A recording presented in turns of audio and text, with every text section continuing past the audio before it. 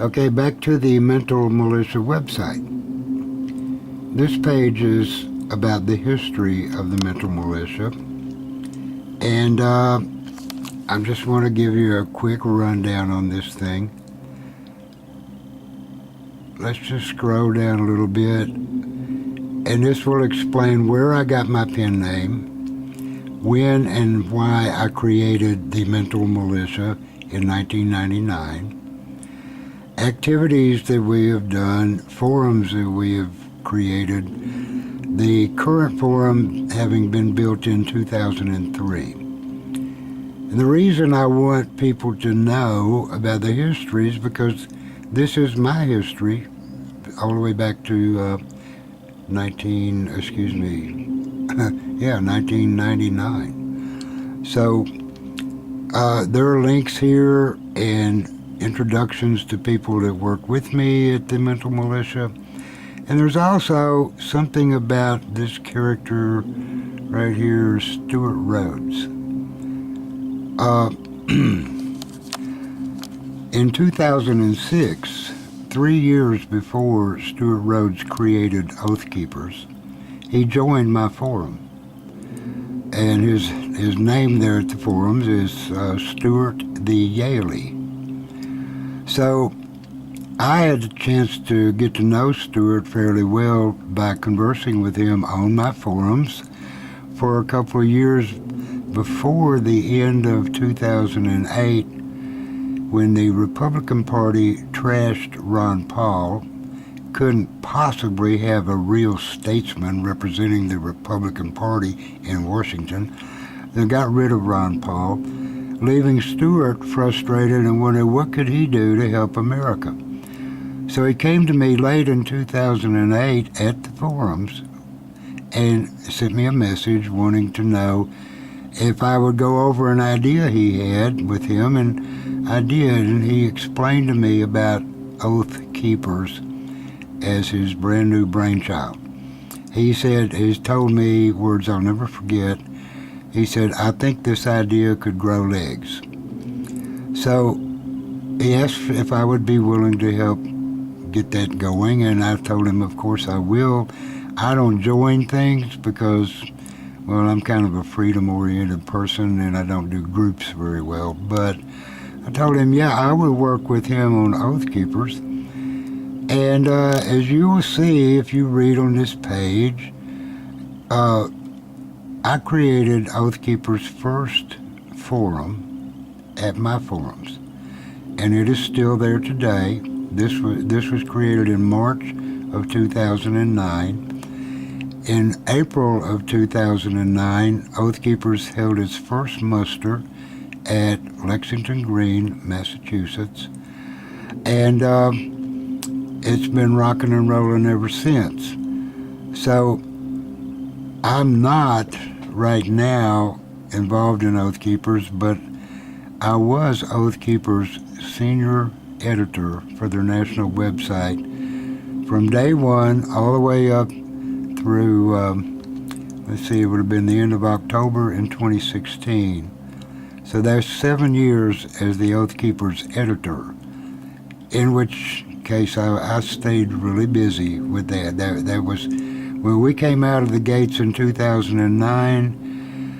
The Ron Paul Revolution was in full operation. The Tea Party movement was in high gear. Excitement and political change was in the air all over America, and we grew like gangbusters. In fact, we couldn't keep up with the growth in 2009 and 2010. It was just, it was a very, very busy time in life for me. At that point was when I quit doing jewelry work so I could focus on running the website for Oath Keepers. I was not the website designer, I was the content editor. Everything that went on that website would have to pass through me to get on that website. I'm very proud of the record I had for posting and allowing to be posted factual information, and I'm just real proud of the work I did there. Stuart could have found a better, more experienced editor, but because he's loyal to his friends and because he had been in my forums for a couple of years, he wanted me to do that job for him. So I did. Now, I'm going to scroll on down the page. There's links here, and you can see all kinds of things about different people that work with me here at the Mental Militia. Okay? So, what we want to do now is we want to, let's drop this page and let's go over to see what was I doing before the revolution. Aha. I'm going to scroll all the way up to the top of this long written page here. All of this wording here has to do with how I got into casting gold way back in the 1960s, and how I became a dental crown and bridge technician.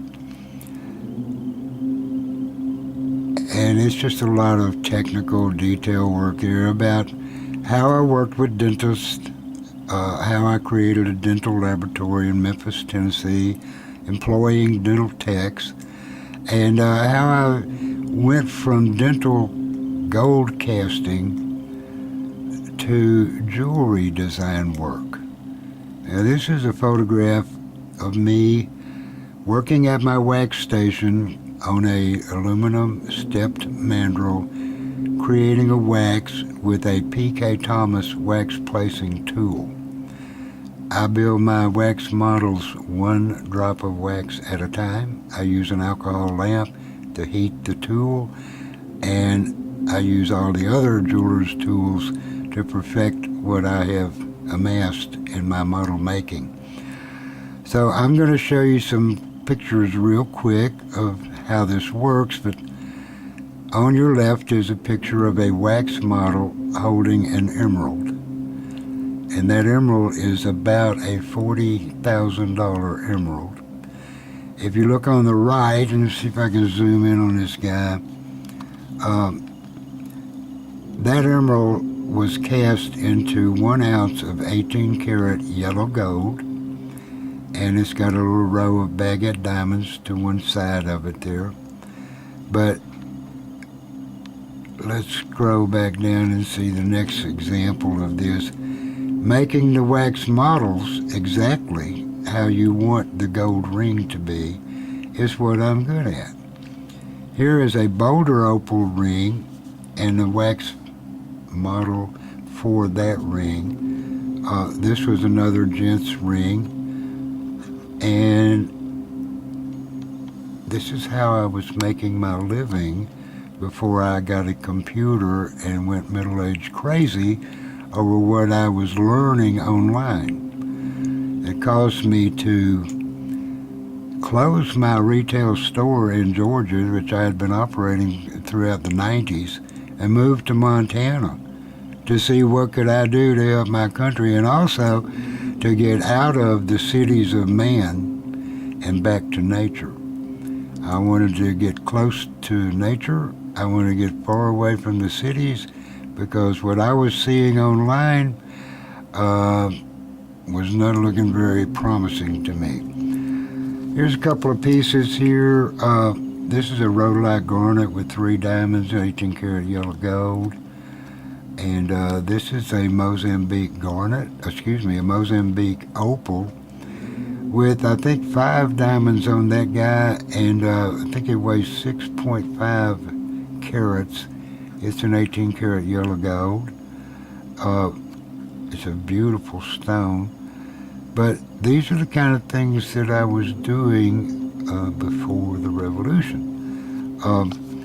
There are other pages of photographs of my jewelry work here.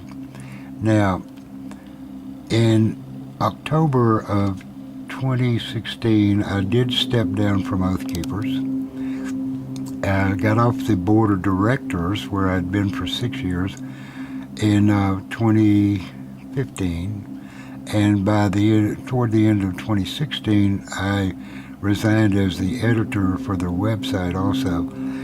purpose being, after those years of working as a writer for the Liberty Movement, I got broke. The way I put it is, heck man, I'm used to having money. I'm used to living good.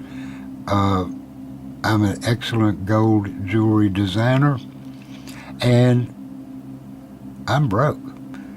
The Liberty Movement has not paid me very well, so I'm an old guy in my 70s, and it's time for me to go back to doing what I can do to soften the pressures of life in an inflation-bound society at which America is today.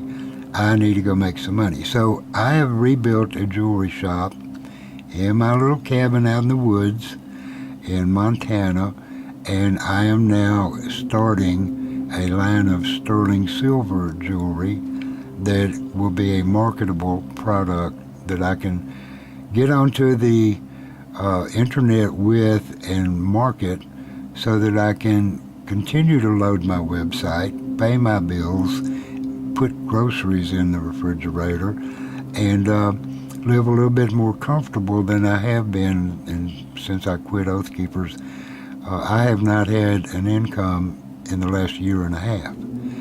So I'm getting ready to enjoy an income once again, and jewelry is the way to do that for me.